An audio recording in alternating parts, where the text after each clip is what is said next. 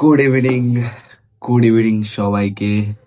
আজকে কোনো blogging set up নয়, আজকে কোনো রাইডেও যাচ্ছি না। অনেক দিন আগে যে স্টোরিটা দিয়েছিলাম যে আমি আসবো, জানাবো যে এই স্বপ্নের শুরু কোথা থেকে হয় আমার, কিভাবে আমি এই জার্নিটা শুরু করি, আর কিভাবে কোথা থেকে আমি আমার চ্যানেলের নাম রাখি এই ড্রিম রান, এটা কোথা থেকে আসে এই নিয়ে আসবো আজকে।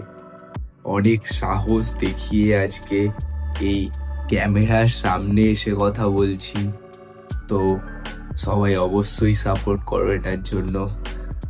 তো প্রথমে আসি যে কিভাবে কোথা থেকে এই স্বপ্নের শুরু হয়েছে।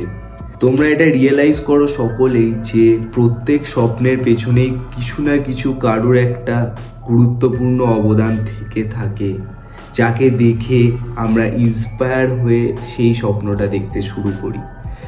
যেমন তোমরা যদি ক্রিকেটের দুনিয়ার দিকে যাও তাহলে এটা বুঝতে পারবে, আমাদের আগের জেনারেশন যেমন সচিন তেন্ডুলকারকে দেখে খেলাটা শুরু করে, খেলা দেখাটা শুরু করে, তেমনই আমাদের এই জেনারেশন বিরাট কোহলিকে দেখে, রোহিত শর্মাকে দেখে, এই সমস্ত মানুষজনকে দেখেই কিন্তু ইন্সপায়ার হয়ে তাদের ক্রিকেট লাইফ শুরু করে, বা অন্য কোনো তাদের ফেভারিট প্লেয়ারকে দেখেই সে তার ক্রিকেট লাইফ শুরু করে। তো তেমনই আবার কেউ কেউ দেখা শুরু করে, খেলা দেখতে ভালো লাগে তাদেরকে দেখার জন্যই তারা খেলাটা দেখা শুরু করে।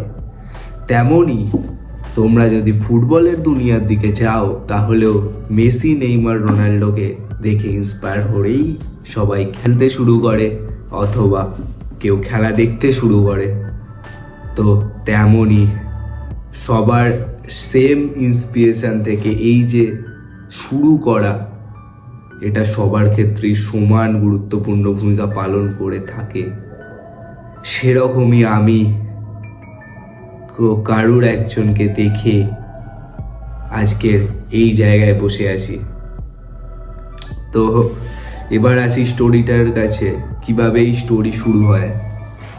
অনেক ডায়লগ দিয়ে ফেলেছি, তো এবার স্টোরিতে আসা যাক।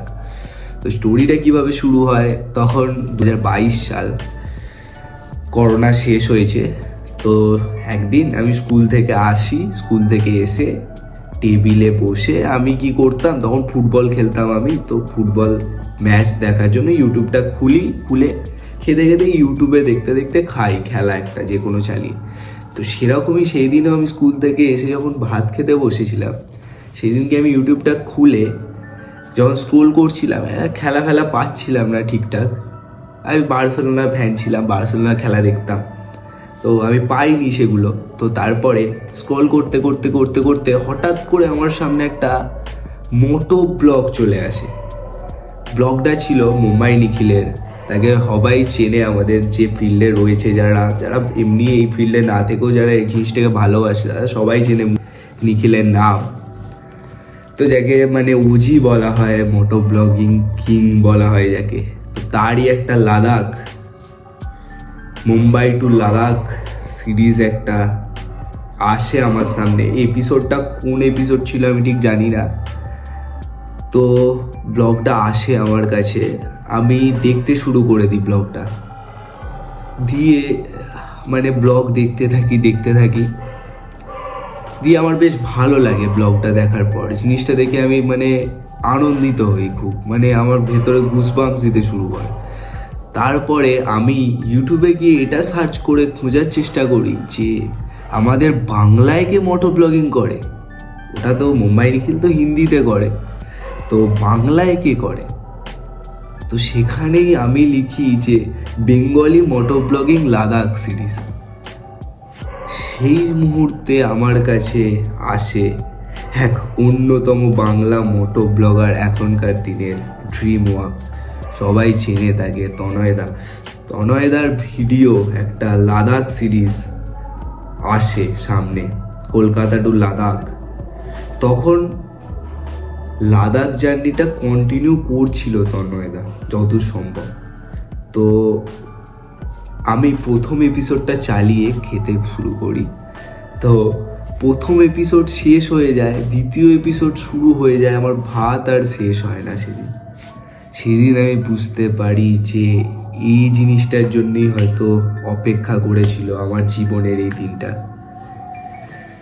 সেদিন আমি বুঝতে পারি যে এই যে মোটো ব্লগিং, এই যে বাইক রাইডিং, অ্যাডভেঞ্চার, এই জিনিসটার প্রতি আমার ভালোবাসাটা কোনখানে গিয়ে পৌঁছেছে। তো সেই দিনকে এটা দেখার পর আমি তো স্থির করেই নিয়েছিলাম যে জীবনে কোনো না কোনো একদিন আমি নিজের স্বপ্নটা পূরণ করব অ্যান্ড মোটো ব্লগিং শুরু করব। শুধুমাত্র মোটো ব্লগিং করব এটাই না, সব থেকে আমি যেটাকে বেশি প্রায়োরিটি হিসাবে রাখতাম নিজের জীবনে, কবে এরকম বড় বড় রাইড করব, জীবনে কবে এত বড় বড় রাইড করব। তো সেই দিনটার জন্য আমি অধীর আগ্রহে অপেক্ষা করতাম সব সময়। আমি অনেক কিছু শিখেছি পরবর্তীকালে, এই যে ড্রিম ওয়াককে দেখে, বৈদিক চ্যাটার্জি দাদা, সবাইকে দেখে আমি অনেক কিছু শিখেছি, অনেক কিছু রিয়েলাইজ করেছি, এক্সপিরিয়েন্স করতে পেরেছি আমি কিভাবে এটাকে শুরু করতে পারি, কিভাবে এগিয়ে নিয়ে যেতে পারি। দুটো জিনিসই আমি ওদের থেকেই শিখেছি। তো তারপরে আস্তে আস্তে আমি প্রায় সেদিনের পর থেকে আমি ফুটবলের ভিডিও দেখা বন্ধ করে দিই, আর আমি ভাত খেতে বসে শুরু করি মোটো ব্লগিং ভিডিও দেখা। তো এরকমভাবে আস্তে আস্তে 2022 যায়, 2023 যায়, 2024 যায়, 25-এর শুরুতেই 27 এপ্রিল আমি স্বপ্নটাকে শুরু করতে পারি। কিন্তু সেটাই মোটো ব্লগিংয়ের থ্রু দিয়ে বা কোনোভাবে সেটা দেখাতে পারিনি। কিন্তু আমি 2025-এর 27 এপ্রিল এই স্বপ্নটা আমি শুরু করেছিলাম জয়পুর রাইড দিয়ে, জয়পুর ফরেস্ট রাইড দিয়ে আমি শুরু করেছিলাম আমার স্বপ্নটা। তো এবার এখান থেকে কত দূর অবধি যেতে পারবো সেটা জানি না, সবই ঠাকুর জানে। তো তোমরা যদি সাপোর্ট করো অবশ্যই সামনের দিকে এগোতে পারবো। আমিও চেষ্টা করছি আস্তে আস্তে এগোনোর সামনের দিকে। তো এই ছিল হচ্ছে কাহিনী। আশা করছি তোমাদের ভালো লেগেছে স্টোরিটা। যদি ভালো লেগে থাকে অবশ্যই চ্যানেলটা সাবস্ক্রাইব করে দিও, কারণ অনেক সাহস করে আজকে এই জায়গায় বসে ক্যামেরার সামনে কথা বলছি। এটা আমি কোনোদিন পারবো কিনা এটাও জানতাম না, কিন্তু আলটিমেটলি হচ্ছে জিনিসটা, এটাই ভালো লাগছে। নেক্সট এবার যেটা আশা সেটা হচ্ছে এই যে ড্রিম রান, এই নামের বিস্তার কোথা থেকে হয়েছে, এই নামের উৎপত্তি কোথা থেকে হয়েছে, তো এটা নিয়ে আসছি এবার। তো ড্রিম ওয়াকের ভিডিও সেই দিন থেকে আমি দেখা শুরু করেছিলাম 2022 সাল থেকে। সেদিনের পর থেকেই আমার ইচ্ছে ছিল, অনেক ইচ্ছা ছিল যে দাদার সাথে একবার দেখা করব আমি। তো দেখা হয় 2025, এই রিসেন্ট যে গেল, যে আমি ব্লগ আপলোড করলাম, যার সেই 26শে জানুয়ারি রিপাবলিক ডে রাইডের যে ব্লগ আপলোড করলাম ওই দিনেই, ঠিক এটা 2025 সালে 2025 সালের রিপাবলিক ডেতে ড্রিম ওয়াক এসেছিল রাইডার্স কমিউনিটি অফ বেঙ্গলের 6.0 RACতে। আর সেদিন আমিও গেছিলাম একটা দাদার সাথে ওখানে, এই কারণেই যে ড্রিম ওয়াকের সাথে দেখা হবে আমার। তো দেখা হয়েছিল দাদার সাথে, এবং আমি তখন জিজ্ঞাসা করি একটা কথাই ড্রিম ওয়াক তনয়দাকে যে দাদা আমি এরকম চ্যানেল খুলতে চাই, এরকম মোটো ব্লগিং ভিডিও বানাতে চাই। তো তোমাকে দেখে আমি অনেক কিছুই শিখেছি কীভাবে শুরু করতে হয়, তুমি শুধু এটুকু বলে দাও আমাকে যে আমি চ্যানেলের নামটা কী রাখবো। তো তনয়দা তখন আমাকে বলে যে ভাই চ্যানেলের নাম রাখবি কি, দিয়ে আমাকে একটু ভেবে বলে যে ড্রিম চেজার আছে অঙ্কিত লাম্বা স্যার আছে, আর ড্রিম ওয়াক তো আছেই, তো তুই নামটা ড্রিম রাহান রাখতে পারিস। আমাকে হেসে কথাটা বলেছিল, হয়তো ইয়ার্কি করেই বলেছিল, কিন্তু সেদিনই আমি স্থির করে নিয়েছিলাম যে আমি কোনোদিন যদি চ্যানেল খুলি তো সেই নাম আমি রাখবো ড্রিম রানি। আর সেখান থেকেই আজকের এই ড্রিম রানের উৎপত্তি।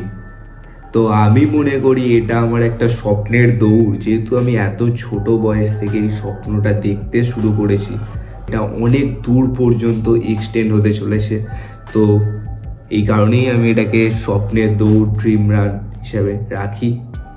তো এই ছিল হচ্ছে স্টোরি।